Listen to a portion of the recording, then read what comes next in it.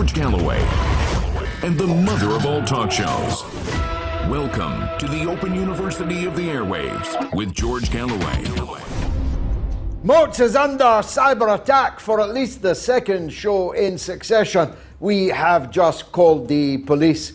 You will know that the telephones were down for 2 hours and 9 minutes last show, and the worldwide telephone company that we use was brought down for precisely the same amount of time. So call me Hercule Poirot, call me Sherlock Holmes, I smelt a rat. And the reason we are late in starting the show tonight is because of an intense cyber attack over the last 10 or 20 minutes. A big thank you to our technical wizards for making sure that this show is now on the air. At least I hope it's now on the air.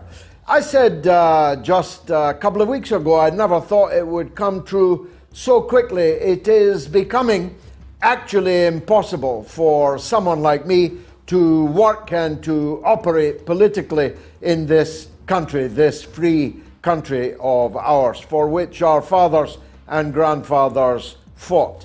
And many died in order to maintain liberty and freedom of speech and expression in this country. But it has all but disappeared, as Roger Waters, amongst many other people, is rapidly finding out.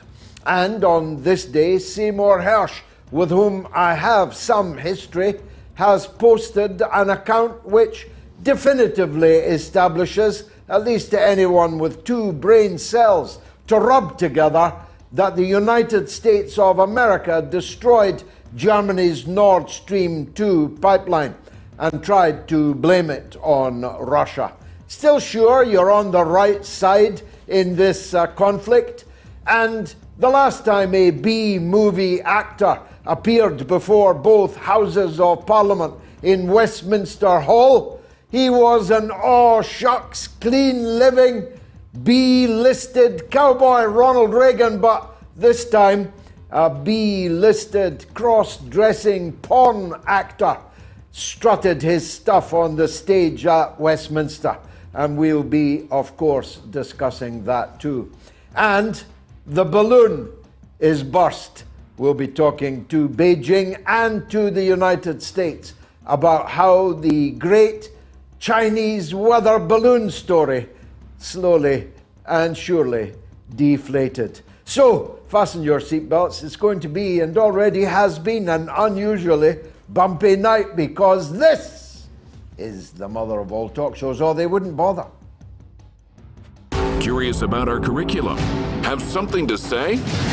Then call us now to join the debate on the mother of all talk shows, the only education you can get for free.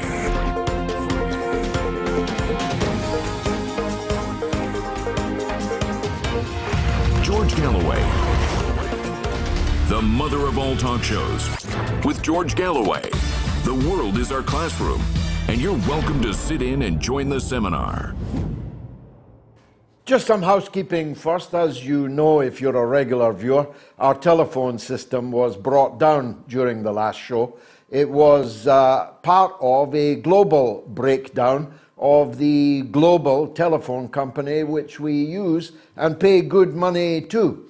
The global telephone company was down for 2 hours and 10 minutes, and our show lasted for 2 hours and 9 minutes. So you didn't have to be Sherlock Holmes in order to work out what had happened. The telephone company refused to confirm or deny that they had been hacked, in which case we have now reported the matter to the police, because it is a serious criminal offence to interrupt someone's communications, especially something that has an audience of 1 million viewers. As I can proudly announce to you, we have again this week. More than 1 million viewers are not going to be interrupted by hooligan hackers. And if we are, we demand the protection of Her Majesty's Constabulary.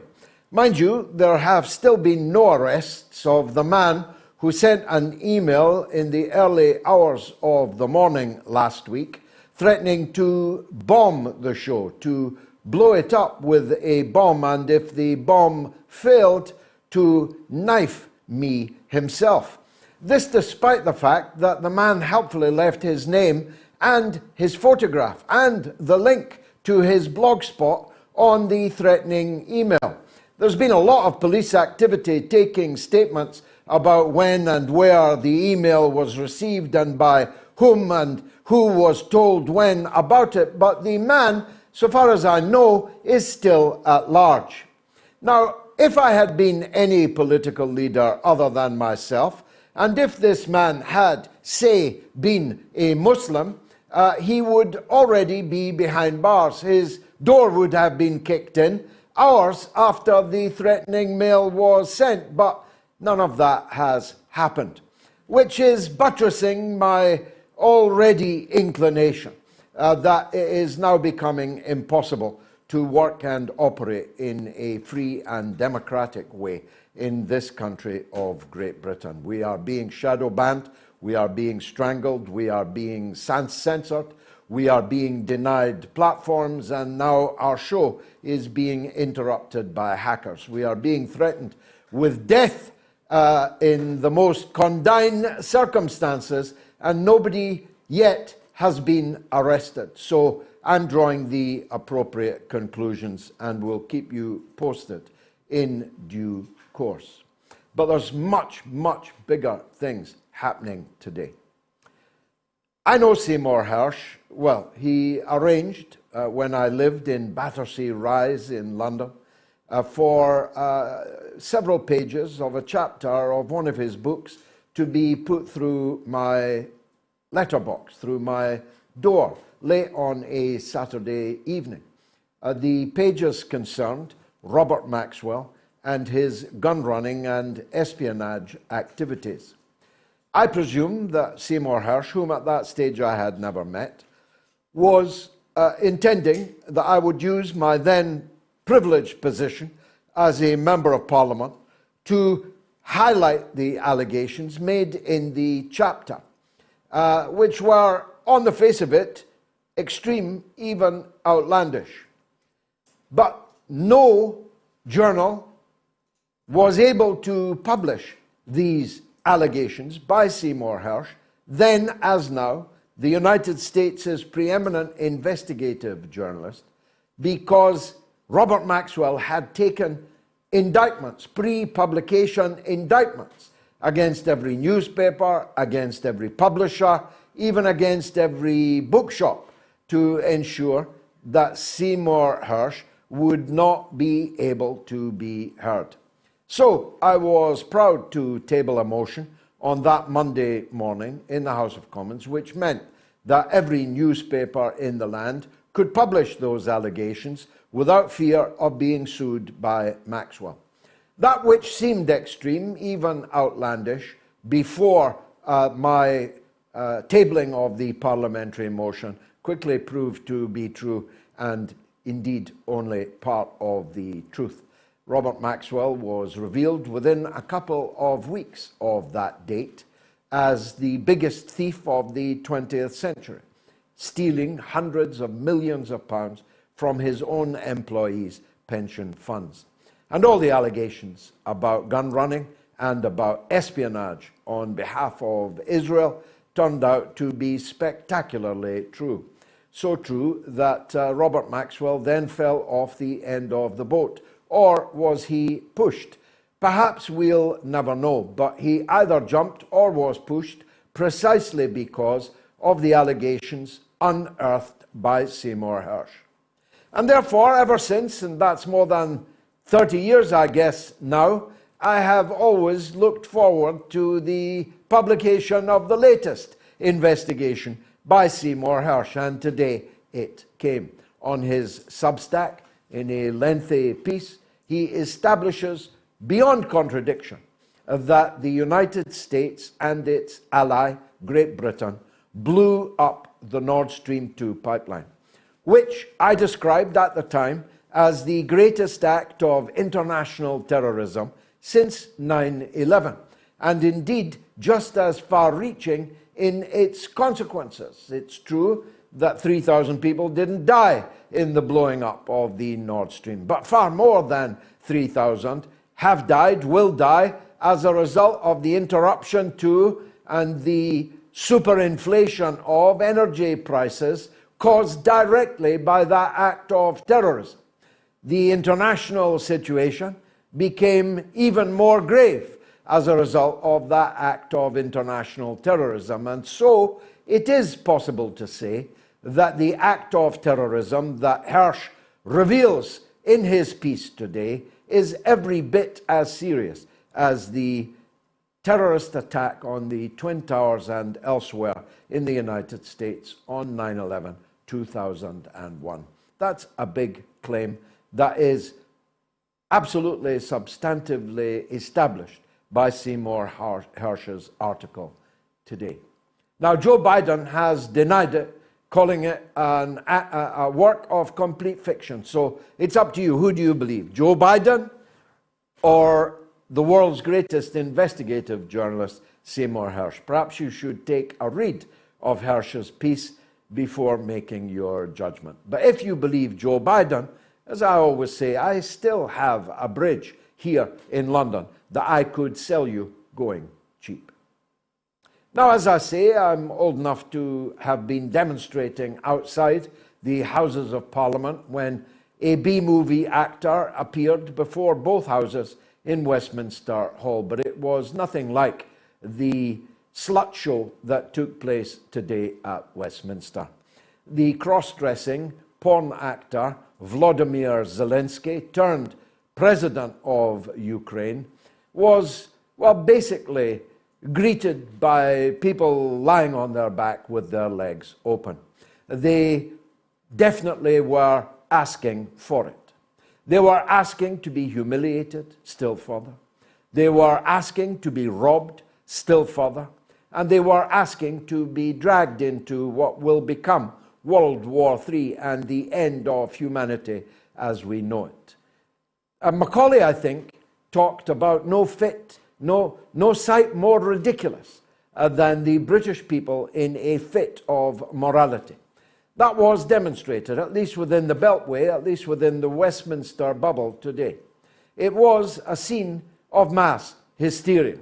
Not quite mass, there's only a few hundreds of them, but amongst that few hundreds there was unanimity. There was unanimity that this man is the second coming. That this man is, as Andrew Marr, the erstwhile Trotskyite and Scottish nationalist turned fundament-licking right-wing neoliberal, described as the equivalent of Nelson Mandela. Andrew Marr, if you cast your mind back to what you were back then, Zelensky is no Nelson Mandela. I knew Nelson Mandela. Nelson Mandela was a friend of mine. Zelensky is no Nelson Mandela.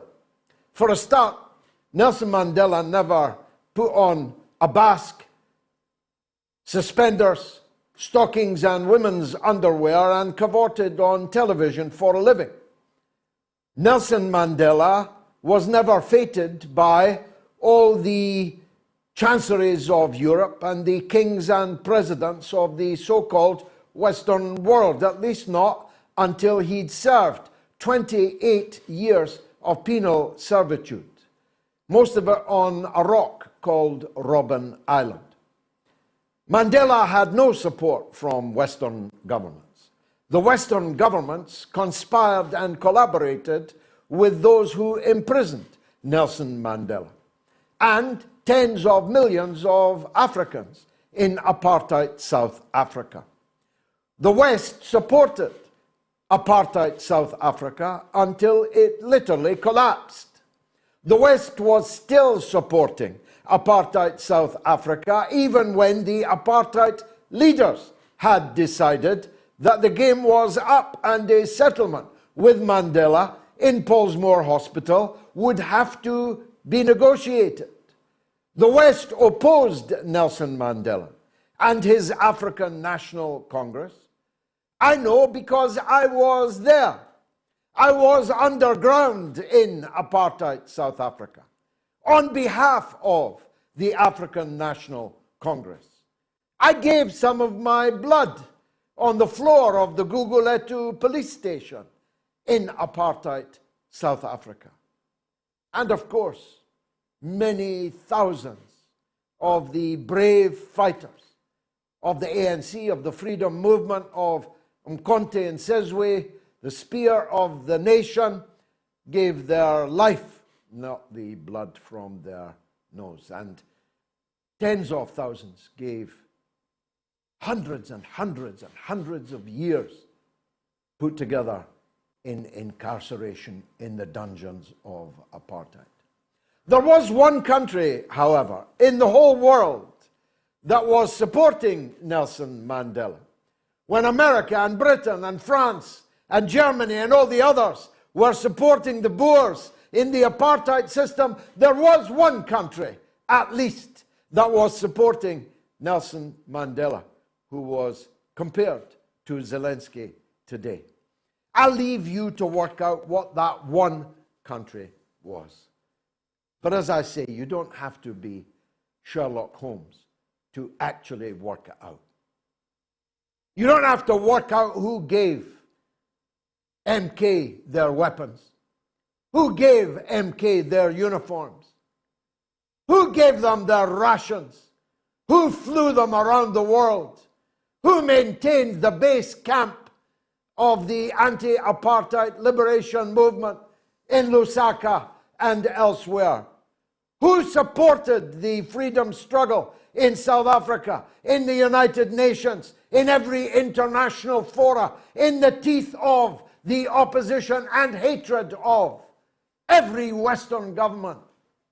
I myself sat in Parliament and saw Margaret Thatcher's lips move as she described Nelson Mandela, and I quote, as nothing more than a common terrorist. So don't dare compare this strutting pawn actor, Zelensky, to the great Nelson Mandela. We'll be talking about the war and how badly it's going. I'll be talking about it tomorrow night at the Oxford Union when I debate Ben Wallace, the Secretary of State for Defence, and his aide-de-camp, the head of the British Army. 2-1 is decent odds, don't you think? I'm bringing my short sword. Ben, you better bring your tin hat, because I have plenty of ammunition to say to you. And lastly, on the subject of the balloon. It's difficult to credit how many apparently sane people in the United States of America fell for the great balloon hoax.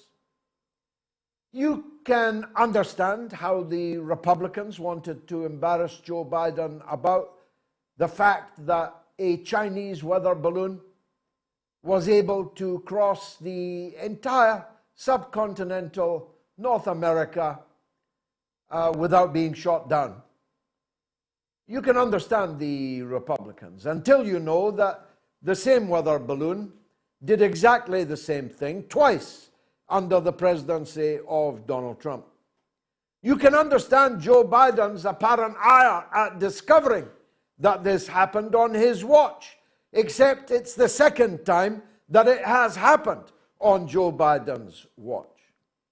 You could be forgiven for thinking that China had not informed the United States that their weather balloon had gone off course as a result of very unexpected crosswinds. But it turns out that China was in constant contact with the United States government on the exact position and purpose of this weather balloon. You'd be forgiven for thinking that China had committed some kind of unique or unprecedented offense until you discover that the United States has an entire fleet of these surveillance balloons flying over Russia, flying over China, flying over India, flying over anywhere that the United States wants to fly them. And yet, the newspapers duly rolled over, the television news broadcasts went haywire, went into hysterics about a common or garden balloon. A Top Gun in an F-16 was sent by Joe Biden to bring this balloon down. He did, at the third attempt, firing 3 Sidewinder missiles when he could have leant out of the cockpit with a drawing pin. At $400,000 per missile, $1.2 million worth of missile was used to bring down a $5,000 weather balloon.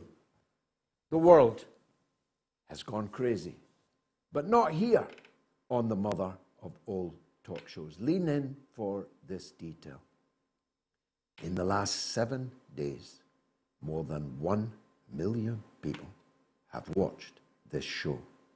Thank you for being amongst them. Fasten your seatbelts.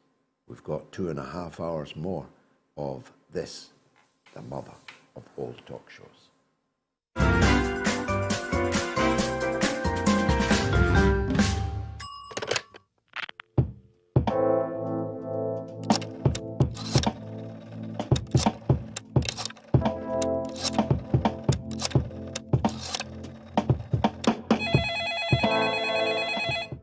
Donald is in Inverness on Assange. Go ahead, Donald. Hi, George. Good to hear from you again. I'm phoning about Assange, but really your audience is highly privileged to benefit from your international research.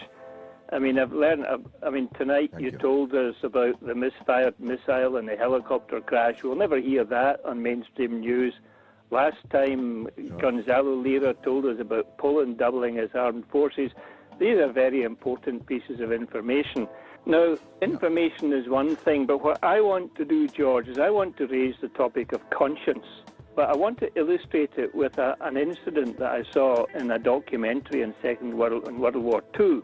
A U.S. soldier called Glenn Fraser had a Japanese officer's sword at his head, ready to chop it off to make him an example to others. And he was told that he would die for having his hands in his pockets in the cold weather. And did he have any last words to say? So this Fraser looked the fellow, this is the Japanese officer, looked him in the eye, and he told the Japanese officer that he could kill him. But he says, "You cannot kill my spirit." He says, "And my spirit will lodge in your body and haunt you until the day you die." Very powerful, Donald. I too, like you, believe in the judgment day. I believe in the afterlife. I believe that we will reap what we sow. And I agree entirely with the point you make about conscience. I put it this way, that my conscience is my daily communion with God. And if I follow my conscience, I won't do wrong. And if we all reawaken our conscience, as you beautifully put it, then we will have no need for policing. We'll certainly have less need for policing. And heaven knows we could do with that. You know that they speak the best English in the world in Inverness, and Donald is a good example of it.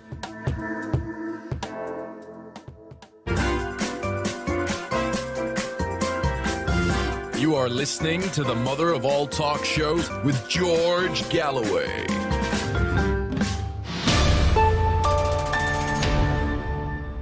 Now, here are the phone numbers through which you can react to anything I've said or not said. If you're in the UK or Ireland, entirely free of charge, 08 081 965522. That's 08 081 965522. You call us we'll call you back. It will cost you nothing at all.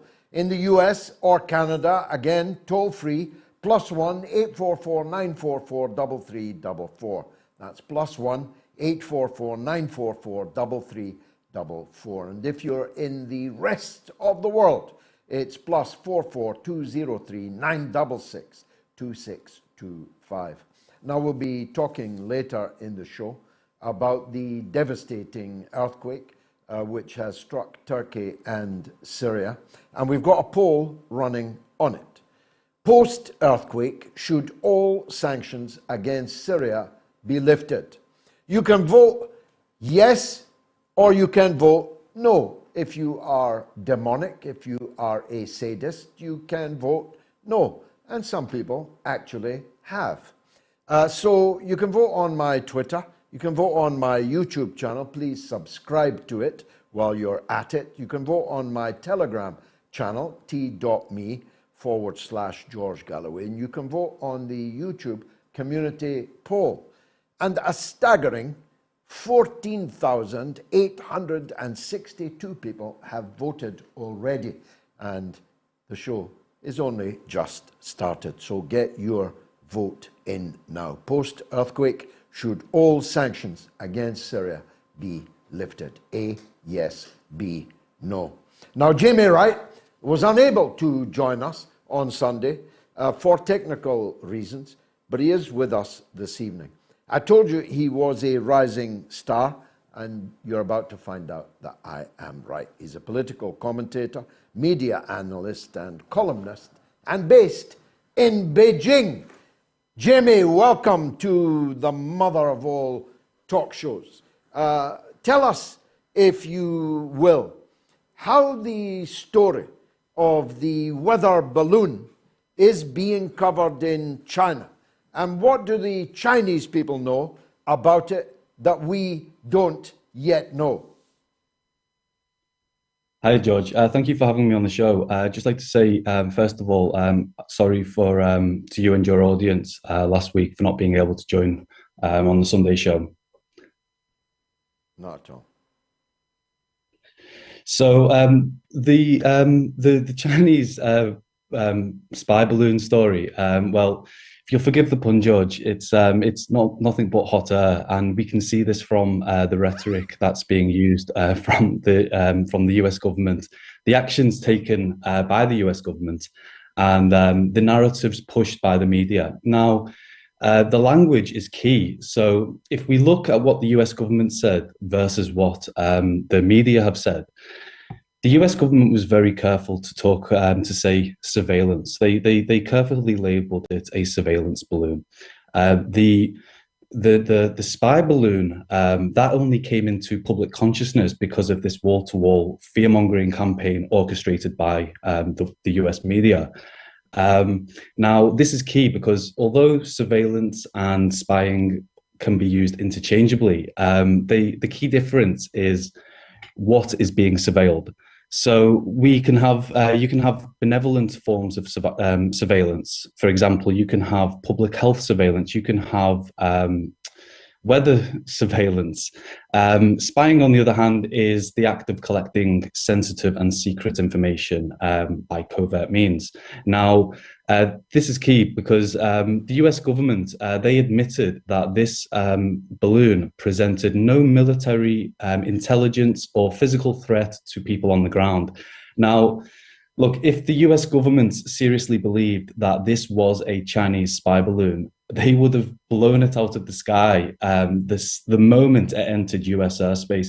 In fact, they would have done this perhaps even before it entered US airspace, because we know the US government doesn't have so many issues with launching missiles in another country's territory. So this wouldn't have been allowed to enter into Alaska. It wouldn't have been allowed to cross across Canada. It wouldn't have been allowed to go state after state after state. If we look at the narratives being used of why this wasn't shot down immediately, they said, "Oh, we was concerned about the debris field." Well, that's that's quite a stark admission, because what they're saying is the greatest danger posed by this is not the collection of sensitive or secret materials. The greatest danger is the threats to civilians on the ground if we blow it up. Now, if it was actually collecting sensitive, secret information that could be used against to harm the American people, they could say they would have taken the position that it's the lesser of two evils. The best thing to do is to shoot it down immediately and deal with the civilian casualties afterwards. So that's why I say, George, the Chinese spy balloon story is it's an exercise in propaganda. It has been cynically used by the media and the US government to stoke up fear and drive this China threat narrative, which is being used in turn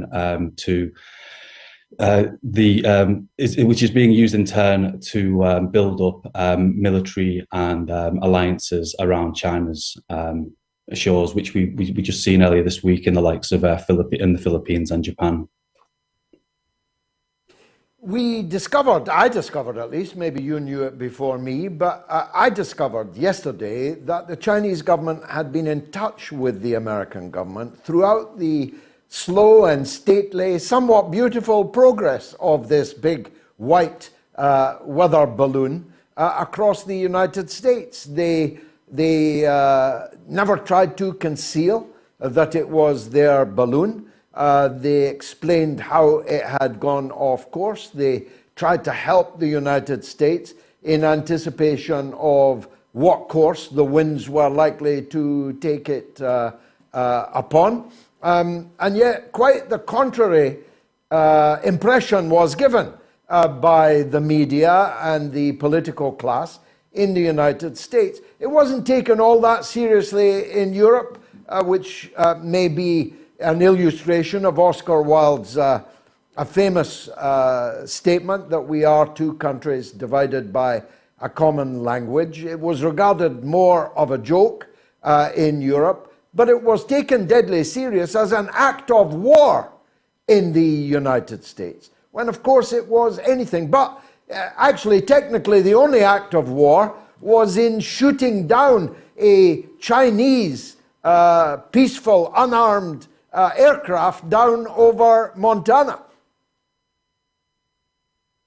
Well, that's right, George. So, like you say, the Chinese government was in contact with Washington throughout, advising them, trying to lower down the tensions and, as they resolve this matter, as I say, peacefully, calmly.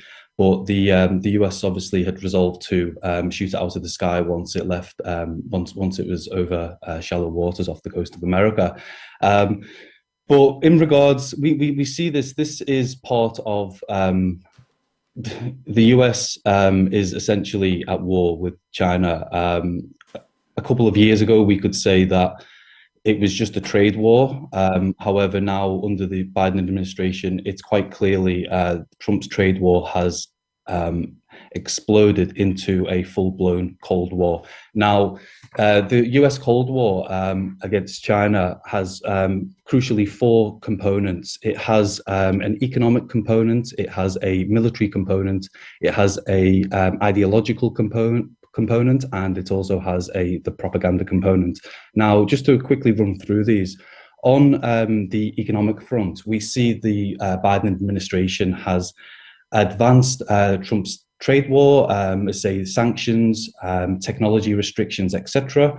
On the ideological front, we've seen when US President Joe Biden first gave his address as President of the United States, he talked about that this is a battle between democracies and autocracies. So he was there and then essentially trying to divide the world into two ideological blocks, two Cold War blocks.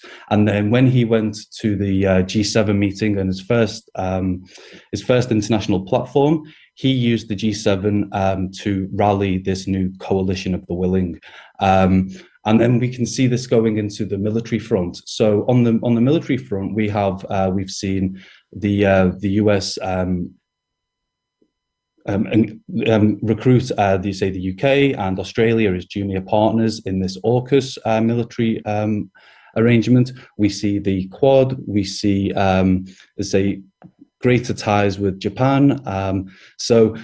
And also we see NATO now, the North Atlantic Treaty Organization, now talking about China, and over the next 10 years, the next decade, it's going to be focusing on China.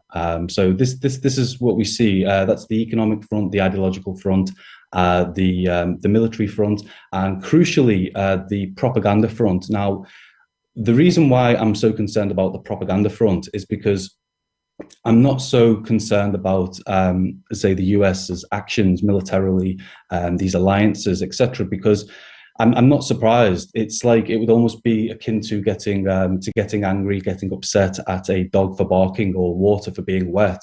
The US government is, as I say, war is in its DNA, and people understand this. However, the media. We have a belief in the media that they are there to hold power to account, not to act as cheerleaders for war. But unfortunately, this is exactly what we're seeing. Everything that China does is being used, is being framed through a China threat narrative. We see the US and Japan, they increase military, as I say, alliance. And it's always to respond to the China threat. The UK did the same with Japan. Just last week, the US has is planning to open 4 new military bases in the Philippines, and that brings the total to 9. It has a collection of bases in Japan, a collection of bases in South Korea. So all of this, the media is framing the US as some benevolent force in responding to the China threat. However, we can see who is the real threat, but unfortunately, the media has resolved to take a different approach. Well, only an idiot would believe that the United States was a benevolent force. Unfortunately, there are quite a lot of idiots, and most of them have got at least a dozen Twitter accounts, each under their control. There are paid trolls, of course. And I'm only astonished at the low grade of those paid trolls. I suppose it's a sign of the times. Once upon a time, we used to employ James Bonds. Now we employ, I don't know, Bernard Mannings or Austin Powers. We've gone way low grade. We've gone low rent in the kind of people that we've got acting for us nowadays. But anyone in their right mind knows that China doesn't have military bases around us. It's we that have got military bases around them. That their navy is not sailing around us. It's our navy that's sailing around them. Indeed, it would be good if the British Navy was sailing around us, because then we'd be able to stop these 65,000 illegal migrants arriving from France, just 27 miles off the coast. Instead, we're patrolling the South China Sea instead of the English Channel. Everyone with a brain can see what's going on. And so that's why the propaganda investment has been made. It's also why people like you and me soon have got to be working in China or somewhere like it, because they simply can't bear to have people like you tell the truth here in Britain. Am I right? Well, that's right, George. That's completely right. The British media probably wouldn't like to, say, employ you or I, particularly to talk about, say, China matters. I looked at this. What was it? On the anniversary, the 100th anniversary of the Communist Party of China. Now, you just look. You have to look at who the media gave platform to. So, the Wall Street Journal gave a platform to a former board member at the National Endowment of Democracy. Now, we all know what that outfit is all about. This CNBC gave a platform to a senior person at the Atlantic Council. Foreign Affairs went with the Centre for Strategic and International Studies, and The Guardian went with somebody from the Lowy Institute. Now, universities are packed with China experts, scholars, media scholars, let's say China scholars, and they didn't. They went with ideologues. They went with people who will bang the drums of war, and I thought that was extremely key. So no, you're right. The UK media, the Western media in general, the corporate media in general, they're not going to give platforms to people who criticize, who deviate too far away from the official narrative. And the official narrative, unfortunately, that's being pushed is China is the number one threat. Just as Iraq and Afghanistan were the number one threat post 9/11, we, the public, were being lied to. China is not the number one threat. China does not have bases surrounding the US or the UK or Europe for that matter. China is interested in trading with the world. They say this is what we see in the Belt and Road Initiative. They're building infrastructure while the US and is building military alliances and bases. Well, I think the best answer I ever heard from a Chinese official was, we are well aware that the United States could destroy China many times over. We are content that China can destroy the United States only once. I thought that as an example of Chinese savoir-faire and understatement, that was absolutely perfect. Now tell me this, and I'm sure all of our viewers will be asking. First of all, they'll have worked out that you're some class of Liverpudlian. And secondly, they'll be asking, how come you're in Beijing working? Well, yeah, that's right. As born and brought up in Merseyside, and I studied at the University of Liverpool, and that's where I met a wonderful and beautiful Chinese woman, and that changed my path. And I had no intention of coming to China. Say before I met this wonderful woman. 系统遇到点小问题，请检查配置是否成功。 或者稍后再来试试吧。Is that her giving you a row? No. I'm very sorry for that, George. I do apologise. So yes, that was what happened. I met a wonderful, beautiful woman, and I came to Beijing without knowing any language whatsoever, and that was my story. And then, as I began to work as an English editor and a columnist, my preferred choice of topics to cover is mainly US-China relations, geopolitics, the shifting world order. We're obviously, as you know, we're moving into a multipolar world order right now, and that is what the US is obviously concerned about.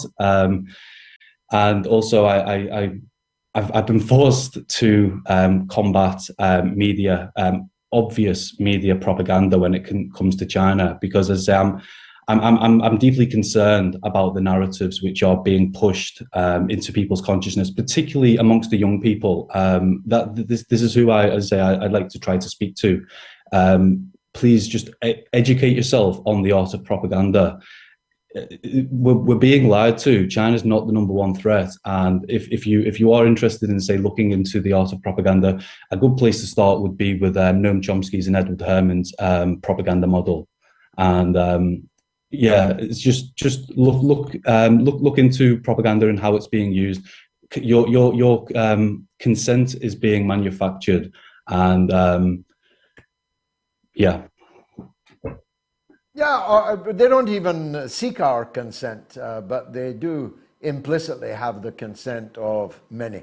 It doesn't take many sheepdogs to round up a lot of sheep. Are you Liverpool or Everton? Liverpool. I'm a Red. Well, your team's sinking fast. I'm sorry Indeed. to say. Now, listen, I'll be in China next month.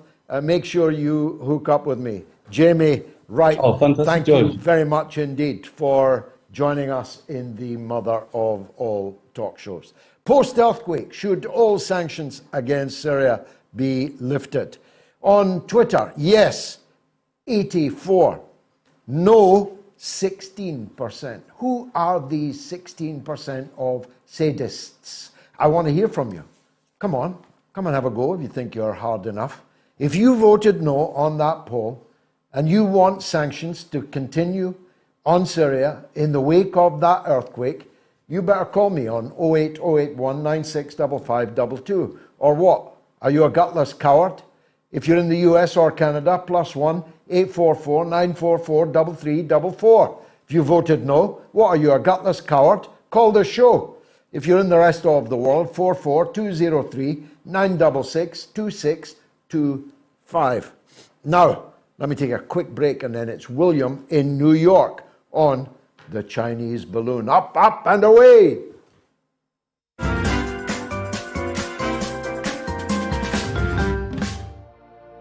The 1897 edition of War of the Worlds by H.G. Wells. Read by George Galloway. Available only on Patreon. The cylinder was artificial, hollow, with an end that screwed out. Something within the cylinder was unscrewing the top. Good heavens, said Ogilvy. There's a man in it, men in it, half roasted to death, trying to escape. At once, with a quick mental leap, he linked the thing with the flash on Mars. The thought of the confined creature was so dreadful to him that he forgot the heat and went forward to the cylinder to help turn. But luckily, the dull radiation arrested him before he could burn his hands on the still glowing metal.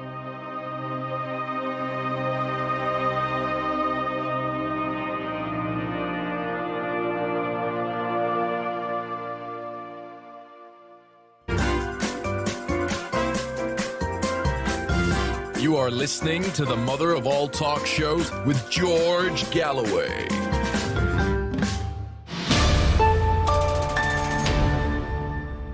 More chapters of The War of the Worlds out now on my Patreon. That's patreon.com/George Galloway, and more chapters still to come. 7 Pillars of Wisdom by T.E. Lawrence of Arabia, probably will be the one coming up next. And I think with my good friend Simon, it's about time for another George's Best Football podcast, this time on the travails of Manchester City.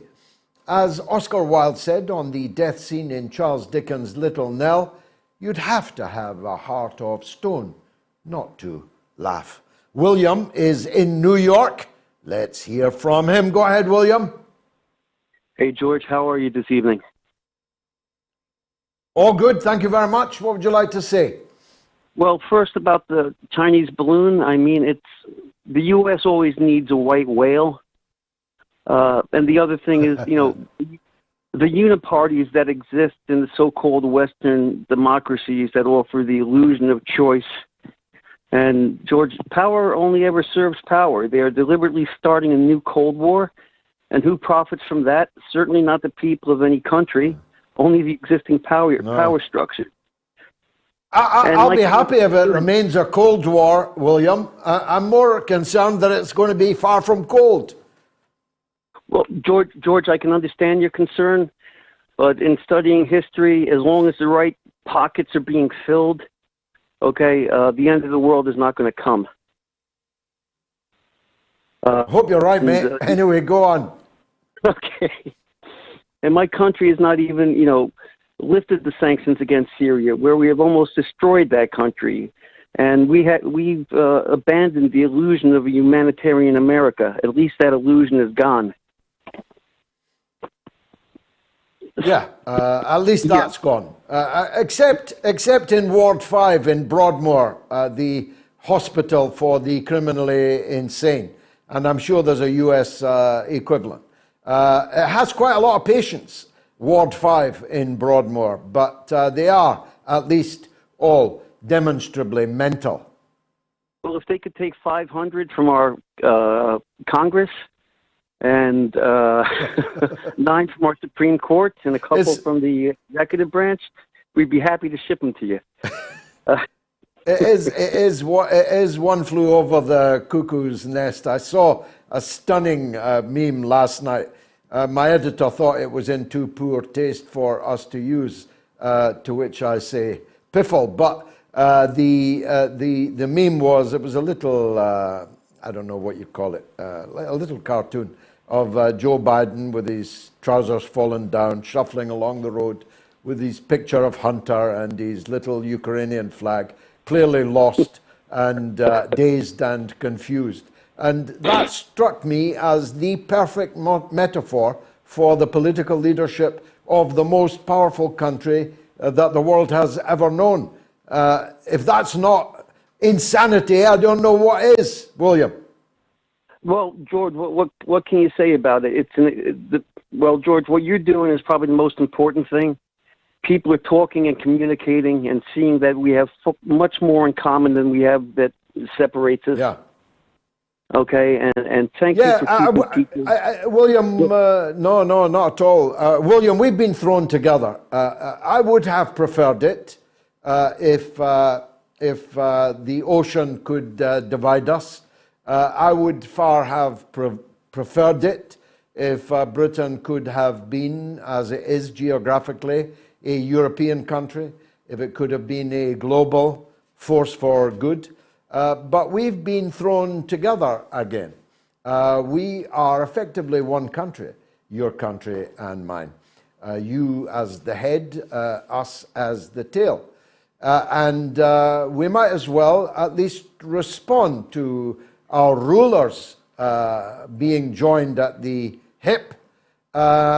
We might as well respond by joining ourselves at the hip. So everyone who opposes them in the United States and everyone who opposes them in the United Kingdom and in the rest of the English-speaking world, we're all going to have to come together. We'll be the counter-Anglosphere, if you like. Absolutely, but I think that I don't think the politicians in the U.S. and England are connected at the hip. I think there's a good deal of buggery because that's what they try to do to us every day.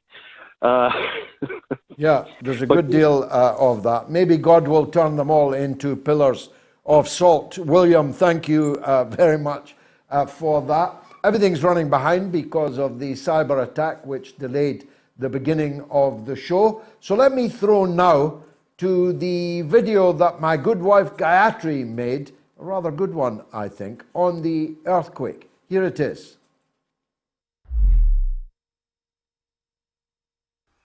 The people of Syria have been hit by a whole series of earthquakes, and for more than a decade. First, they were hit by a wave of foreign jihadists, waiters from Cardiff, warehousemen from Walthamstow, from all over Europe and North America they came.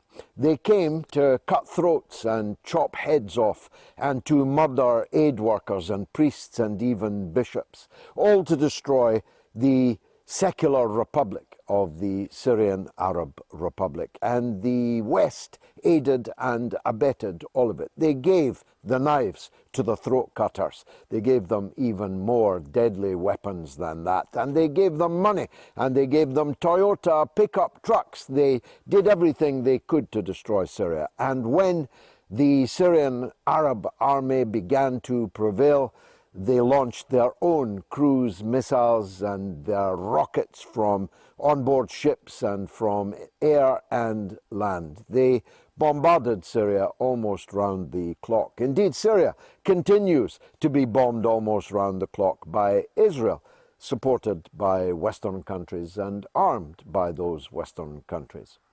And when that didn't work, they imposed a set of economic sanctions on Syria which were determined to return it to the Stone Age. Syria is completely isolated and completely besieged. Now that a natural earthquake, at least we must presume it is a natural earthquake, has devastated Turkey and Syria, and hundreds of Syrians have been killed, thousands have been maimed, hundreds of thousands have been made homeless, they still won't lift the sanctions. On the midweek mother of all talk shows, Wednesday night at 9 p.m. UK time, we're asking the poll question. Post-earthquake, should all economic sanctions be lifted on Syria? You can vote yes, or if you're particularly demonic, you might want to vote no. The point is, really, that this war on Syria has to come to an end. Syria's only crime was to be a secular Arab republic. Syria's only crime was to be friends with Russia. This war on Syria is war on Russia by proxy. And in the wake of an earthquake, that's not a good look. So come all ye Christian gentlemen, all ye God-fearing members of the press, why don't you at least still your voices for war if you cannot raise them for peace? That shabby old ruin was me. The property is not in Syria or in Turkey. But there is a call. It's from Carl in London on that very earthquake. Go ahead, Carl. Hello, George. Can you hear me? Yes, very well. Thank you. Okay, yeah. I just wanted to phone up and talk about, I don't think this earthquake was natural. I think it was, I think America triggered this earthquake because they're having problems with Turkey at the moment. Turkey's getting more closer with Russia. They're getting more closer with Assad, with peace talks. Just last week, 9 Western countries closed their embassies in Turkey. And when that happened last week, I said something big is going to happen in Turkey to my family. And then what do you know what happened? This big, massive earthquake. I think it was triggered by the heart weapon technology. Yeah, have you got any evidence for that, Carl? It is a remarkable coincidence that there was an earthquake on Iran last week and an earthquake on Turkey and Syria this week. It could be a lamentable coincidence, or it could be something else. As you saw me in that video that Gayatri made, I did make the point that we must presume that it is a natural earthquake. But my mind's open to other suggestions, so make your case. Yeah, it just seems a bit dodgy. Like it was like really weird time. I even said last week something was going to happen. Why did the 9 Western countries pull their embassies out? And they gave no reason as well. Isn't Turkey supposed to be a NATO ally? So they don't share with their NATO I didn't ally. know. I didn't know that, Carl. I didn't know that, Carl. Who were the 9 countries? Do you know any of them? I know America, Britain was one of them. I can't remember the rest. Maybe France and Holland and Belgium and Italy.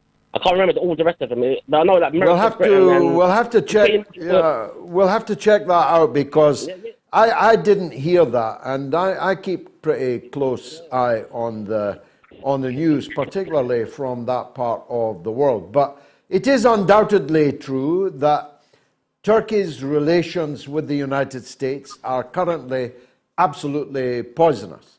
Turkey is leaning towards Russia. Turkey is leaning towards reconciliation with the Syrian government under President Bashar al-Assad.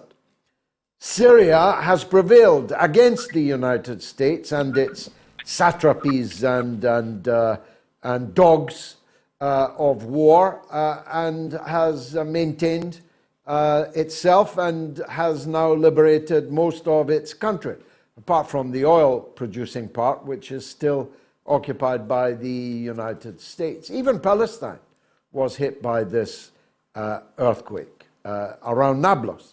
On a much reduced scale, about 4.3, but even Palestine was hit by this earthquake. So as I say, it could be, probably is, just a quite extraordinary coincidence that all of the United States enemies are beginning to be hit by earthquakes. Who can tell? Carl, thanks very much indeed for the call. Now, you can help the show on Super Chat if you're watching on YouTube.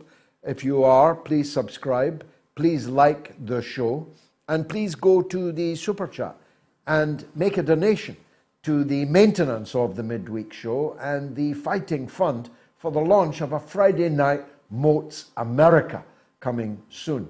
With your support, I hope. Chris Spoe, S-P-O-W-E, gives 50 Swedish krona and says the US planted the bombs. That's the Nord Stream bombs. Norway detonated them. Sweden knew. Denmark knew. The UK knew. Poland knew. Their silence is complicity. Your thoughts? Well, I've given some of them and I will give more. Roar Axdal gives 22 Norwegian krona. As always, we really appreciate what you do. Thank you, Roar. Karim Al-Nashi, a regular donor and a very generous one, sends £8.99. Thank you very much indeed, Karim, for that. That's the only ones I can read at this moment, but there are many, many more. 15,000 people have voted on the poll, and there's still best part of an hour to go. Socialist Carpenter gives $10 US, thank you. Lee Morrison, £4.49. Strength to you, sir. Thank you, Lee. Gildra gives £5. Now, what am I doing now? I got my guest, Hadi Nasrallah, who is an independent commentator of the highest rank, a man that reaches millions with the best of his work, focused on Syria, Lebanon, and global jihadist terrorism, which puts him right up my street, and I'm very glad to welcome him back to the mother of all talk shows. Hadi, welcome to the show. Hello, George. Thank you for having me again. My condolences, first of all, to the people of Turkey and Syria, and also Palestine, who have now suffered this totally devastating earthquake, which has killed many thousands of people, maimed many thousands more, and caused the homelessness and complete dereliction of many hundreds of thousands of people. Can you bring us up to date with the scale of the carnage? So, first of all, let's talk at the beginning when the earthquake happened. It happened across the entire region, and one of the main cities that was affected is Beirut, where my family lives right now, and we all thought that something big was going on. The next morning, we woke up to find out that the earthquake did a big one happen in Turkey, and its aftermath were devastating parts of Syria, which is northern Syria, close to the borders of Turkey, where the earthquake initially happened. The devastation is horrible. A lot of cities cannot be reached in Turkey. There are still people stuck under the rubble alive. Unfortunately, now it's been 3 days, and a lot of them have been dying since day one, not just because of the lack of food, lack of medicine, but because the temperature is very cold. It reached in some areas in Syria and Turkey -5, and it started snowing, unfortunately, and a lot of ambulances could not get access to some cities. More than estimating more than 1,600 buildings in Aleppo alone has fell. That's other than the buildings in Idlib, who were devastated as well. In Syria, there have been a confirmation of 1,600 civilians killed.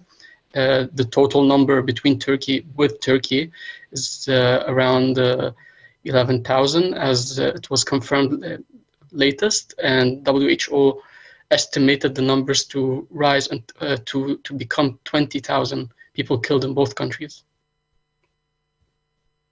I saw that UNRWA referred to 56,000 Palestinian refugees in Syria, whose camps I know myself personally very well.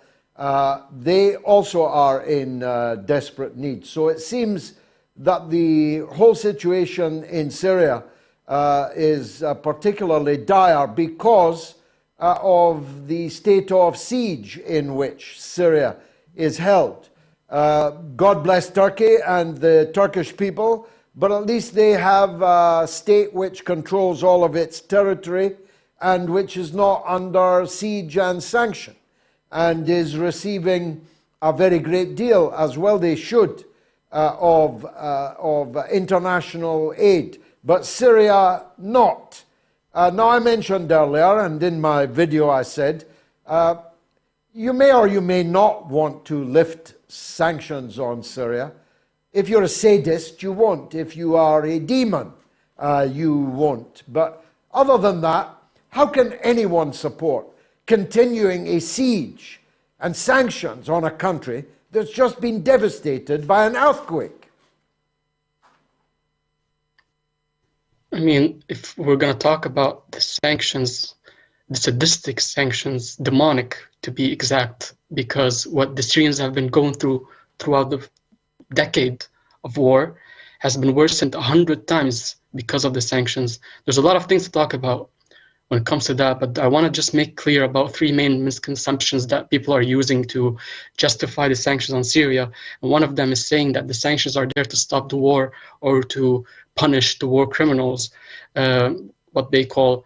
And just to make things clear, that the sanctions on Syria have been happening since 2004 under Bush in America, and that was 7 years before the war even happened in Syria. So there is a hegemony policy happening because of the sanctions. It's not about the war, it's not about punishing war crimes, because a lot of US allies were committing horrific war crimes in Syria, and they still got funds and money and weapons.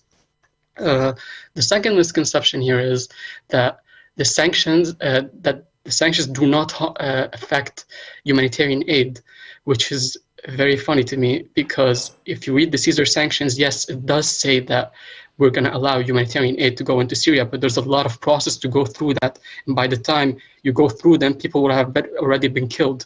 And the problem here is not just humanitarian aid. People need to rebuild their homes. I'm not just going to go to some family who lost their home in Aleppo and give them one sandwich and a few bandage and then tell them, oh, you can't rebuild your home, you can't get actual medicine, you can't do surgery, just because the hospitals, all industries, or health departments are sanctioned by the US. Our problem here is not just humanitarian aid, it's the lives of Syrians that have been affected daily in all ways because of the sanctions. The third thing is here that some people are saying sanctions are not the real issue in Syria. I'm just going to give one example. Just ask that question to the 500,000, 500,000 Iraqi child who have been killed by sanctions. And one of the officials of the US regime said that the price was worth it. This is not what we want to repeat in Syria. So for me is quite so. And unfortunately, so let's move on. Yeah, let's move on. What is the state of affairs on this? The Syrian government, I saw the foreign minister, Magdad, call for lifting of the sanctions to allow aid to flow to the people of Syria. Has there been an official response to that? There hasn't been an official response to that specifically, but I can assure you that that came only after some countries and some friends in Syria already broke the siege by neglecting completely the Caesar Act. And they basically belittled the US decision on sanctioning Syria, which pressured the US to come out and say, oh, no, we're allowing humanitarian aid, which is completely not true. They were not allowing, and a lot of countries, including Greece, they refused to help Syria because of the sanctions. So the countries who actually went there and helped Syria, they did that despite the US decision. Yeah, for sure. And those were Iran and Russia. There may be one or two others, but Iran and Russia, there are like countries who absolutely Pakistan. know about it. I've seen the Pakistan also. I've seen the airplanes there. But it's about money. For example, I could not send money right now if I wanted to, and I do. I want to send money to the suffering people in Syria. I cannot, because there are, under the Caesar Act, complete financial sanctions on Syria. Yes, and the horrific part here is, if we want to talk about funds, let's give an example about GoFundMe. which is everyone knows what GoFundMe is, they already shut down more than 42 funds with over 10K euros and dollars that the money was going to Syria. They shut them down and they froze the money. Literally hours later, they posted a tweet, said that, congratulations, we raised 100K on GoFundMe for the white helmets. So this is the hypocrisy we're talking about here. So you allow funds for groups who are openly working with terrorist organizations, and you stop funds and you freeze all the funds that have been raised to innocent civilians in cities like Aleppo just because they are under some inhumane sanctions that have been imposed by a regime that's responsible for devastating entire regions on this planet. Now, Aleppo is, of course, one of the jewels of the Orient. I know it well. It's had a British honorary consul for 800 years in Aleppo. 800 years, the very first diplomatic post because of its strategic importance on the Silk Road. 800 years it has had a British honorary consul there. I know the family well. It is liberated from ISIS and Al-Qaeda and the alphabet soup of extremist throat cutters that held it prisoner for so long. You'd think the British and the others would be rushing aid into Aleppo, wouldn't you? Well, I'm not surprised that they're not, because they already have been responsible for destroying Aleppo before. Why would they want to help it now? During the siege of Aleppo 2016, when it was being bombed indiscriminately by jihadists backed directly by the UK and the US. So I don't think they feel bad. And just to make things, to give even like more, highlight more about the hypocrisy of the UK and the US and other Western countries, they spent billions of dollars to help, and NATO, to help the jihadists in Idlib. They were using 3 main entrances from the Turkish borders. The entrances are open now. All the roads are open, but none of them gave $1 or sent one volunteer to help the people of Idlib right now under the rubble because of the earthquake. So you gave billions to those people to carry weapons and fight for you. But now when they actually need you, you don't come and help them. And they are in Idlib, so they don't need to talk with Bashar al-Assad. They've already been entering illegally to Syria from Turkey to Idlib and some parts of North Syria. Now those roads are open, and you're not entering to help the same people you armed to fight Bashar al-Assad, but now you're leaving them just to die. And a lot of Syrians in Idlib are criticizing that. They said, you made us carry weapons to fight for you, and now when we actually need you, you're not here. That's very powerful, Hadi. Is there anything that the audience can do, anywhere you can point them, to do what they can, what they're able to do, in the knowledge that it will directly go to help the people in Syria? There's a lot of things people can do, and one of them is basically donating to a lot of there's a lot of humanitarian organizations working on the ground in Syria who are helping everyone, and they're posting all the funds where they're going, everything that they're buying for the Syrians. And I would direct everyone to the Red Crescent, which is the official one helping most of the Syrians right now. And if you go on their Twitter, they can show you the links where to donate, how to send money, and how you can help around the world. Hadi Nasrallah, thank you, and God bless the people of Lebanon, Syria, Turkey, Palestine, and all those affected in this region. Here's the phone numbers, 08081 965522. I'm still to hear from a sadist who wants to keep the sanctions on Syria. In the US and Canada, +1 844 944 3344. And in the rest of the world, 44203 966 2625. I need to take a break, and then it's Ernest in Alabama on the Syria sanctions. Can't wait. Stay tuned.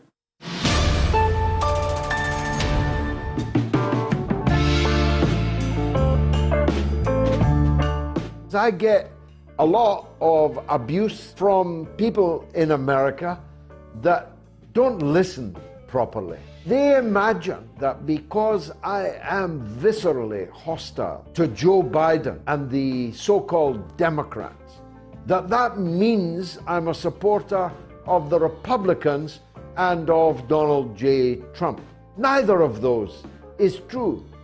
I'm not with either of these two big parties, two cheeks of the same backside. Even if we could agree which was the lesser attractive cheek, I still wouldn't be prepared to choose between them. I'm one of those that calls on, let me do so again here and now, my good friend Jimmy Dore to run as a third-party candidate for the People's Party of America, for a third force to emerge. That's what I want to see in America, and I'm more than happy to give whatever advice and experience that I myself have to any people of goodwill who want to build that third force. As I've said before, if my good friend Dr. Jill Stein were to be the Green Party nominee again, I would, of course,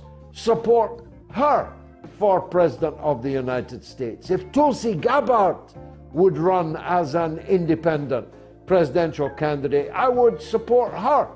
I would not be happy to see Donald Trump back in the White House, but I'd be very, very happy if Joe Biden wasn't. I'd be very, very happy if Kamala Harris wasn't, even if that meant that Donald Trump would have another term as President of the United States. You see my point? I regard the US Democrats as the greatest threat to peace on the planet. I believe that the world is much more dangerous with Biden and Harris and the Democrats in power, and therefore I'd be happier if anybody could replace them as President of the United States. Doesn't mean I've become a Republican, at least not a US Republican. It doesn't mean I've become Trumpist or a devotee of the great orange Hulk. I'm not either of those things.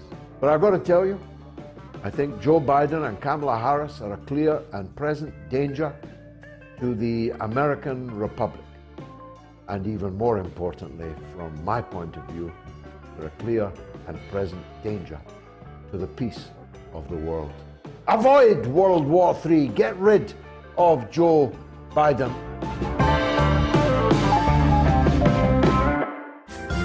You are listening to the mother of all talk shows with George Galloway.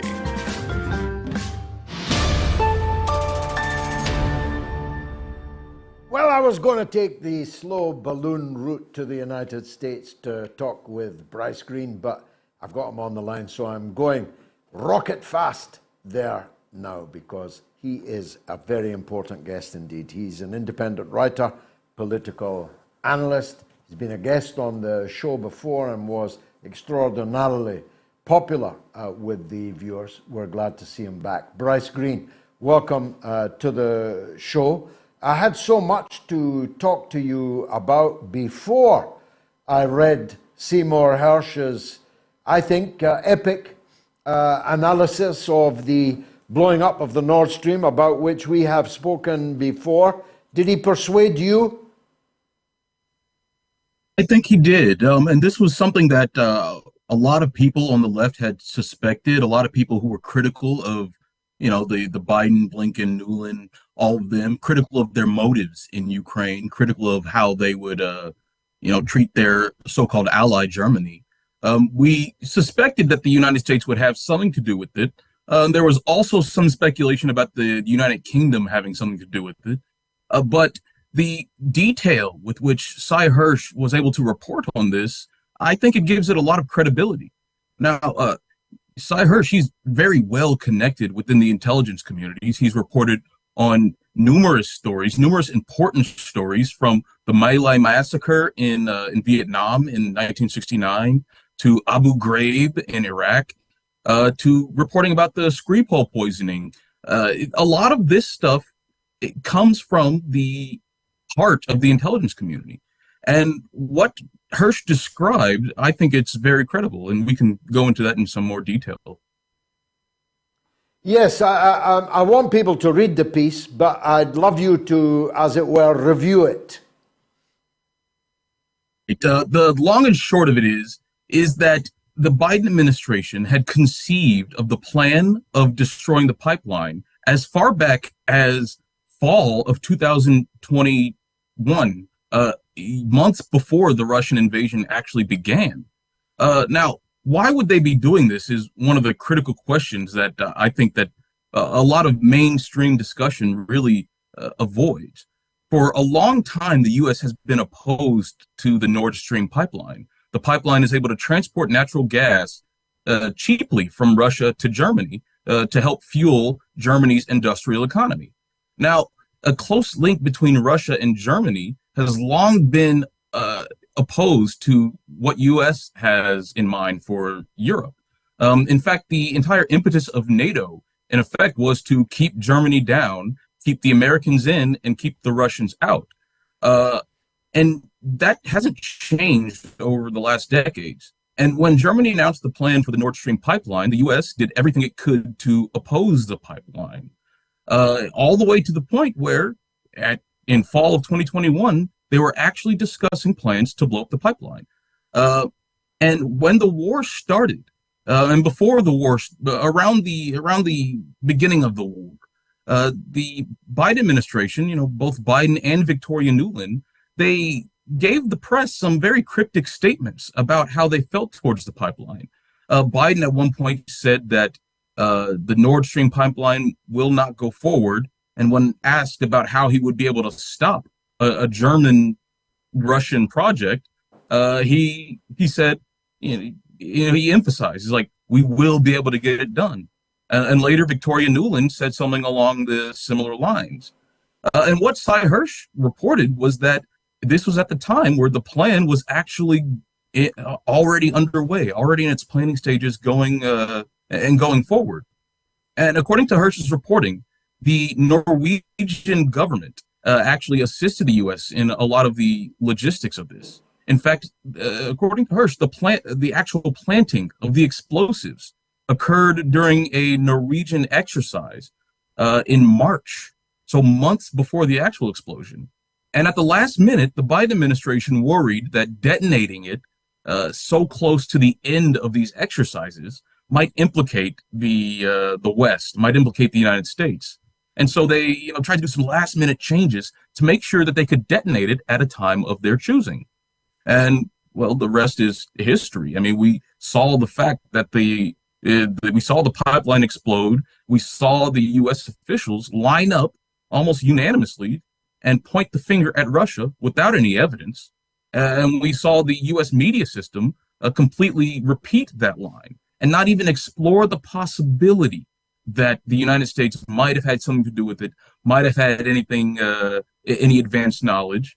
And, this is despite all of those statements that I was talking about, all these years of opposition to the pipeline, all that was completely ignored in favor of blaming Russia without evidence.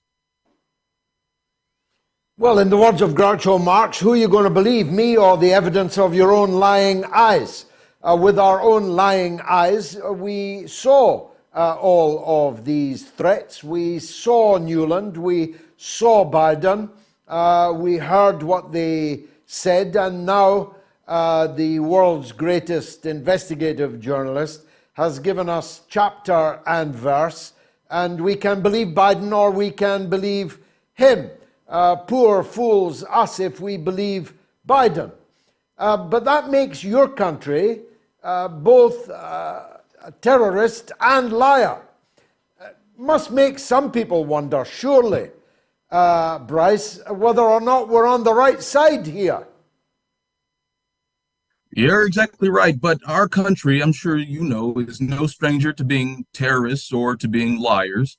You can point to anything in the last decade of U.S. behavior, let alone the last 80, 70 years of U.S. behavior, to show that the U.S. has no objection to harming its allies. I mean, we spied on Angela Merkel's phone.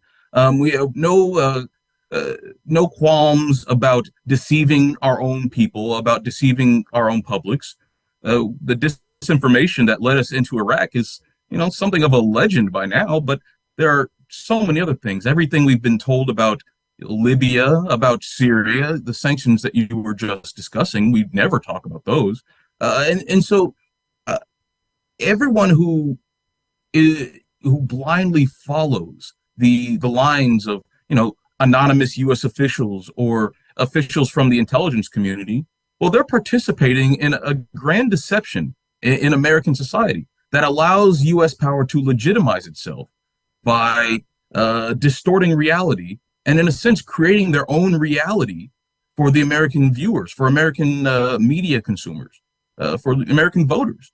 And that if we're ever going to have any sort of serious change in how power is distributed around the world, we need to first confront what we're really dealing with. And we're dealing with a system that deals heavily in terrorism, in propaganda, in obfuscation, distortion, all sorts of tricks to obscure reality. And if the U.S. is willing to bomb a pipeline, lie about it, its allies' pipeline, and lie about it, well, then we need to confront this. We need to figure out, well, how are we going to deal with the realities of U.S. empire? I wonder what the impact, Bryce, will be on German public opinion.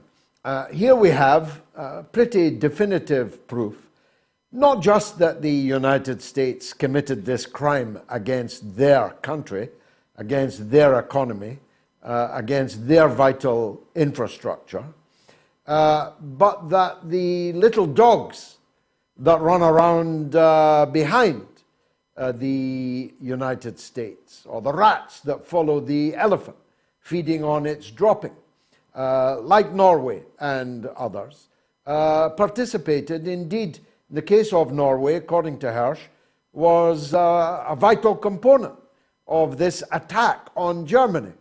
You wonder, don't you, what the impact on German public opinion this will have? Have they no dignity left? I've always wondered how Germans have been able to be subjugated by the Americans for so long, when it's so obvious that that's what the U.S. is doing. In fact, this entire war was started in part because of this desire to separate Germany and Russia, so that Germany could not have the access to the cheap LNG, the cheap natural gas from Russia to feed its manufacturing sector. In fact, this was actually discussed in the RAND report from 2019. This same RAND report, your listeners and viewers might be familiar with this. This is the one that suggested that the best way to overextend Russia would be to pour weapons into Ukraine, even though the report acknowledged that that may cause Russia to invade.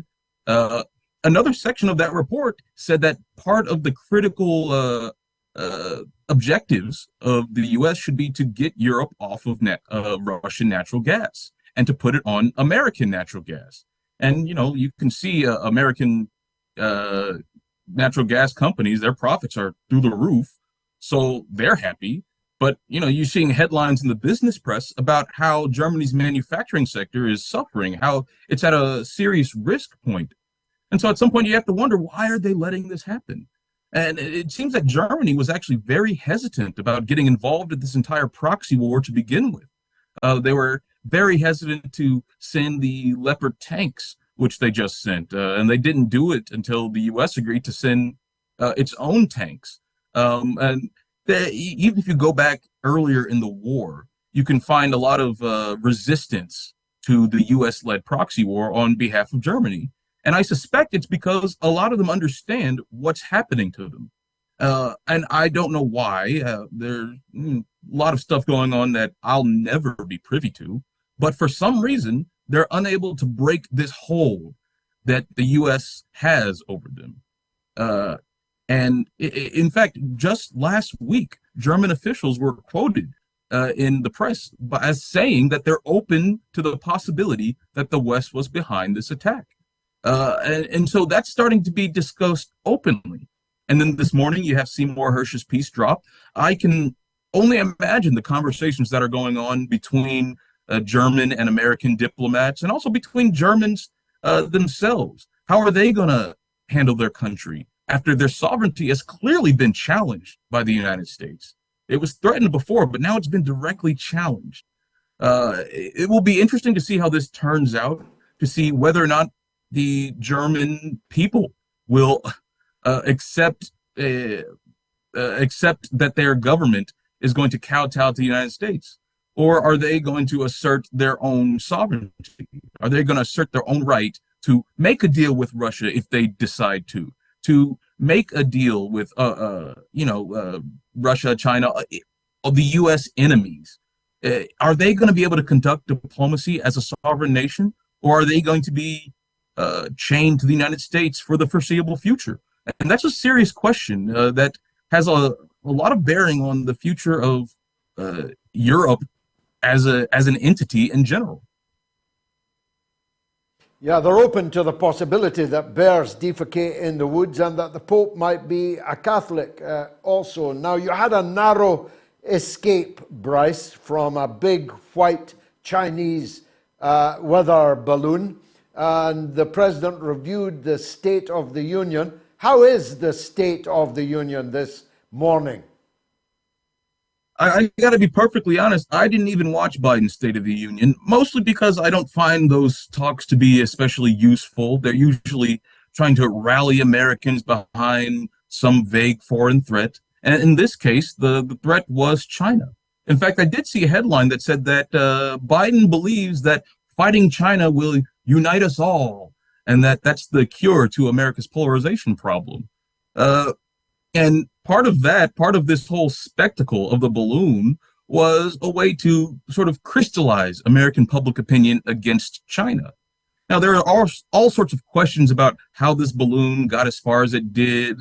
There are reports that similar balloons have actually appeared over the United States. I believe it was 3 during the Trump administration, but no one really made a big deal about it.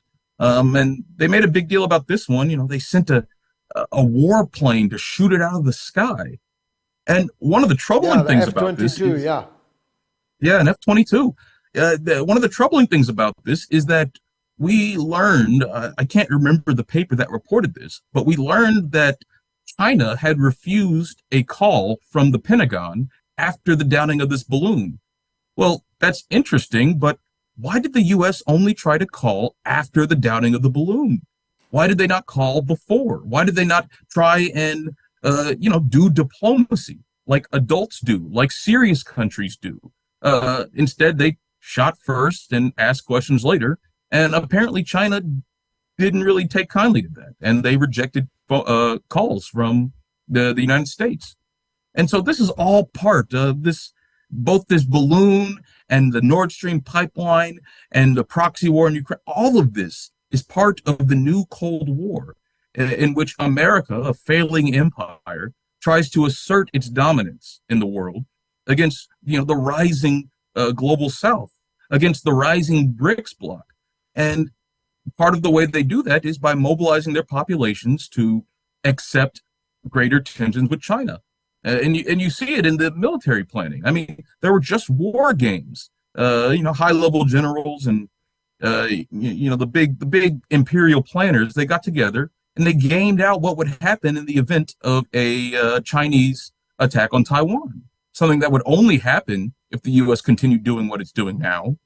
And the results weren't very they weren't very kind to the United States. And the results of those games were that they recommended having new bases, new missile placements, new troop placements in Japan and the Philippines. And, well, if you look over the last couple weeks, that's exactly what the U.S. is starting to do. And the sad part is that in the Western media, you always see this framed as the U.S. opens military bases with the aim of countering China's aggression. Well, I mean, if you look at a map of all the U.S. military bases and how close they are to China, a serious person would laugh at the suggestion of quote-unquote Chinese aggression.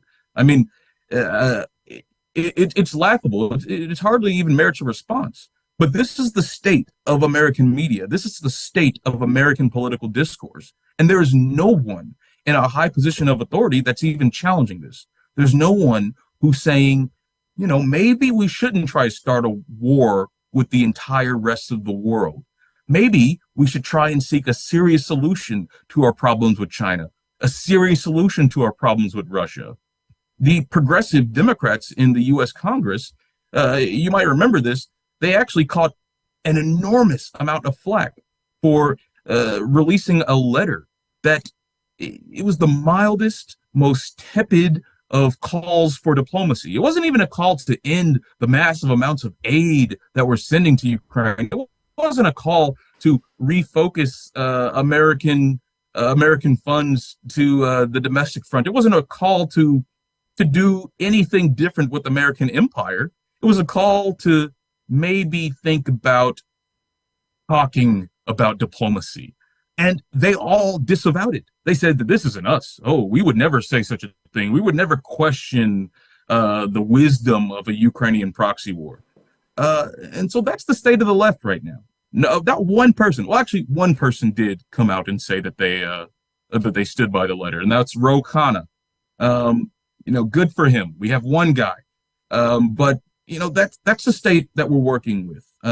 And talking about these things, talking about the absurdity of the balloon, talking about the complicity of the U.S. in the Nord Stream pipeline, and talking about the insanity of this proxy war that could lead us to nuclear war is the first step to educating the public to the point where they can actually credibly oppose these policies from their government. You can't oppose something if you don't know it exists. And if you watch the American media, you don't know it exists. And that's why we have, alternative media. People like you, like all of the anti-war voices that are marginalized in Western media. That's what makes it so important. Bryce Greene, you are the LeBron James of the broadcasting world, and thank you for these slam dunks on the mother of all talk shows this evening. A comment on YouTube on that interview with Bryce, Reckless Abandon, says, this guy Bryce Greene sounds like a young Colonel McGregor. And Nicholas Byrne says, bring Bryce back, George. He is a good one. He's a good one, all right, and it won't be long, I hope, before he's back with us. A staggering number of people have voted on this poll. Post-earthquake, should all sanctions against Syria be lifted? On Twitter, yes, 84%, no, 16% from the sadomasochistic community. And on YouTube, it's yes, 97%, no, 3%. Telegram, yes, 98%, no, 2%. And on the YouTube community poll, it's yes, 95, no, 5. And well over 15,000 people have voted. Let's take some more calls. Ron in London on political injustice. Go ahead, Ron. Hello, Mr. Galloway. It's an honor to talk to you. The honor is mine. Thank you. Go ahead. No, I admire your integrity, morality, and your honesty, and not at the same level as you are. I always try to fight for for the people, or the underdog, or the injustices. My passion has been for the past about the Palestinian situation. I've followed it relatively closely, not as much as you have, but I feel so sad that what do the Americans need to, is there a line that the Americans will say to the Israelis, enough is enough? When you look at the persecution, the treatment, the inhumane behavior of the Israelis, I've actually been banned from Twitter because of any criticism of Israel, no matter how minor it is. You get warnings, and eventually they completely ban you. When you look at the injustice, what's happening in Palestine, and how the Americans support this regime, who really are the terrorists? They call everyone else a terrorist because they oppose American or Israeli or French or British policy.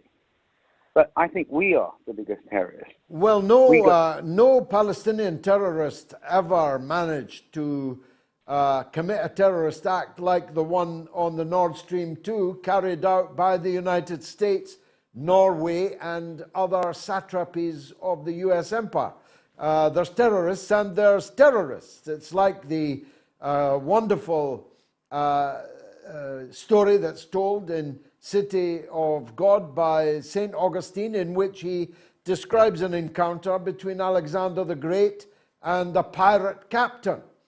Alexander, ordering the pirate captain to halt, demands, "How dare you terrorize these waters as a thief?" And the pirate answers, "How dare you terrorize the whole world? With your great navy, call yourself an emperor and call other men as you please." That's the world that we live in, where those who are called the terrorists are the victims of terrorism, and those doing the name-calling are themselves the terrorists. Thank you, Ron, for the opportunity to recall that. Another YouTube comment, Richard White would like to know, would you consider Bryce Greene for MOATS America? I've got the contract written right now, Richard. Sean is on the line from Bournemouth on the Ukraine. Go ahead, Sean. Good evening, George. Having studied Russian culture quite a bit and having visited many times, I do find it quite strange and bizarre how the anti-Russian movement has actually come about, and how it's got to this point. I find it quite extraordinary that, again, the Western media will not cover this, but one of the first people to provide people, equipment to the Syrian and Turkish earthquake event, it was actually Russia. But you don't actually hear any of this being spoken about. I think it's got something to do with film, media, and actually, strangely enough, very shortly after the Second World War, which I find even more bizarre, given that, you know, more than 20 million Russians suffered, died, to help us in the West, in Europe. I think it's come to a point where it's sad when you look at politics today, you look at European politics, Western politics in particular, and you just look at how they're behaving, when actually, far as I'm concerned, people can disagree, but you look at the likes of Lavrov, they're true statesmen in the way they behave, they handle themselves, they answer questions in a succinct, direct manner. And I just going on a bit further, I don't know what we're thinking of in providing more weapons for this Ukraine situation. It's leading us into complete and utter madness. I think we're already there anyway. But you only have to look at the GDP, the debt versus GDP of Russia, the UK, and Europe. And just to give you some of those numbers, and I'm sure you already know them, George, the Russian government debt to GDP is 13.4%. The UK currently sits at 88%, and Europe in general is 85%. Now, you don't have to be an Einstein to work out that we are in big trouble if this continues for much longer. And a further case in point, I think that's a wonderful, well, give me one more case in point, and then I'll respond. Absolutely. Just one more case in point. And I think if you look at the amount of money that the UK itself has actually put into Ukraine, which is £2.3 billion, I believe. Given the nurses' situation at the moment, that would go to pay for the nurses' pay rise, which actually would help us all in the UK. in the UK. And as far as Bryce was concerned, brilliantly put. And my last comment would be, as I've actually said once before or written on your show before, compared to America, Tiller the Hun was a Red Cross volunteer. Brilliant. Sean, that's an excellent call. I would respond to it shortly, although I would like to do so at length because of the hour. The show will continue to 11:05 at least to make up for the time we lost at the beginning, but we are running out of time. It is not necessary to love Russia and Russians. As it happens for a whole series of historical reasons in my life, I do love Russia and Russians, but it's not necessary to do so. I have loved Russia all of my life because I was born in the shadow of the Second World War. I learned very early in my life that I would have had no life if not for the Russians, if not for their army, the Red Army, which in Mr. Churchill's words, and I was born under the premiership of Winston Churchill, broke the back of the Nazi war machine. King George of England sent a ceremonial sword to be presented to Stalin in commemoration of the victory at Stalingrad, exactly 80 years ago this very week. Because of that, I grew greatly attached to Russia and Russians, to their music, to their ballet, to their literature, to their character. I traveled widely and often in Russia and indeed throughout the former Soviet Union, and I will never fall out of love with those people and that part of the world. But that's just me. Regard me and my house as a kind of, I don't know, a museum. Forget about all the things that make me love Russia. Our own national self-interest has been entirely sacrificed to the demands of an imbecilic, geriatric, almost certainly Alzheimer-stricken US President, Joseph Biden. This is a crime against our country, not Russia, our country. It's a crime against our national interest, which has been carried out by our politicians, who send forces to defend the Polish border with Belarusia, but cannot field forces in the English Channel to stop 65,000 illegal migrants about whom we know nothing and on whom we will expend for an indeterminate period of time into the future tens of millions of pounds in hotel bills to accommodate them, though we know nothing about them, whether they are decent and good, honest and true, or criminal, or jihadist, or any other attribute. And of course, like any other section of any community, there will be some of all of these in amongst that cohort. 65,000 this year, 75,000 last year, 72,000 the year before. That's a very large city of illegal migrants that the British armed forces were not deployed to halt and turn back under a so-called conservative government. Our energy, our industrial, manufacturing capacity has been utterly sacrificed, slaughtered on the altar of the interests of the United States of America. And for us, multiply many times for the people of Germany. I'm going to be paying much more attention over these next weeks to Germany. I'm going to do everything I can to try and educate, organize, agitate the German people to rise up against this servitude, this national humiliation to which they have been subjected.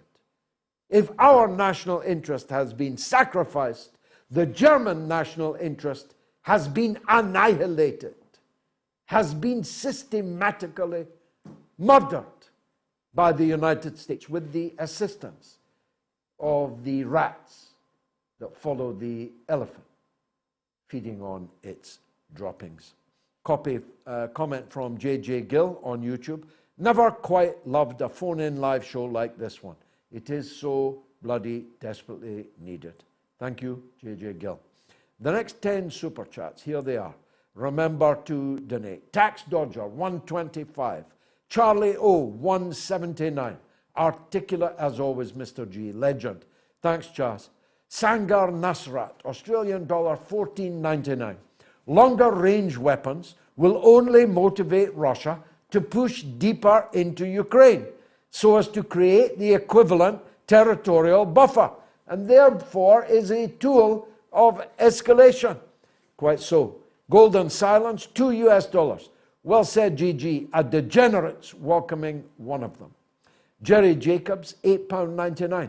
I spent the afternoon listening to Roger Waters' address to the United Nations Security Council, which was moving. Some of the representatives agreed, but there were some snidey responses from others, including the UK and the US. I haven't even had time to speak about the one and only and great Roger Waters, our national hero, who was attacked this week by another prick in the wall of shame, his former bandmate, David Gilmour, who didn't have the balls to do it himself and put up his wife to do it on his behalf. But I promise you that Roger will be here just as soon as possible to deal with these matters himself. A lot of people are asking about my mug. Nobody paid me to brandish it. It's not sponsorship. It's the opposite. It's me backing a British band called Bradford, whose debut album is an absolute masterpiece. Check them out. Cheers, Bradford. Joanna Jones gives $5 Let's go, Brandon, running for re-election. Not so much running as shuffling with his trousers at his ankles, badly soiled. That David Roth Lindberg gives Swedish krona 188.88. Compassion is what makes us human, something the leaders out of the collective West are lacking. Embarrassing and disgraceful. What else could be said about them? Geraldine Clifford, times 3, gives $5. I don't know if that's 3 times 5 or 3 Geraldine Cliffords, but thank you, Geraldine, anyway. Jerry Jacobs, £8.99. We have already done. Back to the lines. John on the Isle of Wight, talking about Zelensky in Parliament. Go ahead, John. Good evening, George. It's the first time I've spoken to you, but I admire you very much. I think you're God bless you. Thanks, man. John. I'm just so disgusted that we've got Zelensky in our Houses of Parliament. Mind you, I do think maybe it's the right place for him, because... You took the words right out of my mouth. Where else could he be but in the burlesque bordello of the Palace of Westminster? Where else would he perform, John? It's exactly the sort of place he should be, along with the other whores, prostitutes and comic singers there. Well, I'm old enough just to remember the Nazis during the Second World War. I was evacuated. They were trying to kill me. They were bombing everywhere, and I've survived. But if I just feel that what are we? Did Hitler win? Have we got Nazi government? We've got the opposition. None of them are any different. They just disgust me. Hello? John, there's nothing I can say. There's nothing I can say to that. But I'll tell you what I'm going to do. I'm going to put it in a bottle and I'm going to send it as a message across the entire world. Yours is the call of the night, of many a night. John on the Isle of Wight. Well, it's 11 o'clock and they tell me it's time for me to wrap up. Those who sought to sabotage our show have completely failed. It is a show that has rung out like a shot around the world, and I believe in time to come will be remembered. As indeed we're on a run now. That's why they are trying to stop us. We are now reaching regularly 1 million viewers a week. A kick in the backside of 1 million last week and over 1 million this week. That's a target worth trying to bring down for the liars and deceivers and bombers and stabbers and gunmen and industrialized liars that rule the world and that run behind those that rule the world as hired guns or fools. Some of them are just fools. If you look at social media, you'll find many an idiot following them, whose backside is probably hanging out of their own trousers, who don't have two halfpennies to rub together, who get nothing from the empire that the powerful have built. But most of them are on the payroll. But they have failed. They have failed to stop the rise of the mother of all talk shows. And that's because we let you speak. John in the Isle of Wight, who just spoke to you, is an old man whom the Nazis tried to kill in the Second World War. He had to be evacuated, and he asked the question live on air, did Hitler win? And that crystallized a question that ought to be increasingly in the minds of all of you, of all of us, and of all of us who have not yet found this show so far. Did Hitler win? Are we really a democracy? Or is it just a lipstick on the face of a pig? A lipstick which no longer affordable, became first smudged, stained and smeared, and has now all but been excised. Borrell, he who described Europe as a garden and the people outside Europe as living in a jungle. Nobody, by the way, told them that we don't regard Hispanics as quite European enough. Bit dusky, do you know what I mean, Joseph? But as you identified yourself, Joseph Borrell, with the garden of Europe and designated the rest of the world a jungle, you need to know this.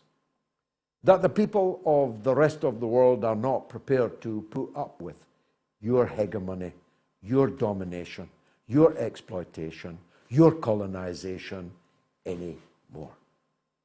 The rest of the people of the world have risen up and voted with their feet, with their pocketbooks, with their investments, and with their purchasing decisions. They're not sanctioning China. They're not sanctioning Russia. As a matter of fact, they're trading with both like Billy O. More than half of the people of the world have joined the Shanghai Cooperation Organization, and many people in the West have never even heard of it. More than half the people of the world, more than half the wealth of the world is in an organization that most of the people in the West have never even heard of. The SCO, the rising bricks, the tectonic plates have indeed shifted. Up with us, the rest of the world will no longer put. And so, if we're to save anything from this wreckage, from this political earthquake, that has struck the world. We have to persuade our fellow citizens that our leaders have betrayed us, that they have led us into this disaster. And we are not going to go down with their ship. We intend to fight to save our countries, our societies, and that which was and is good about them. I'll start that tomorrow night in the Oxford Union against the Secretary of State for Defence and the head of the British Army. When the Oxford Union releases the actuality on video, I fully expect it to break the internet. I'll be back, God willing, on Sunday at 7 p.m. UK time for the mothership, the Sunday mother of all talk shows. Please bring another viewer with you. If every one of you brings one more viewer, just one, we'll have 2 million watching the show. I bid you all a hearty good night.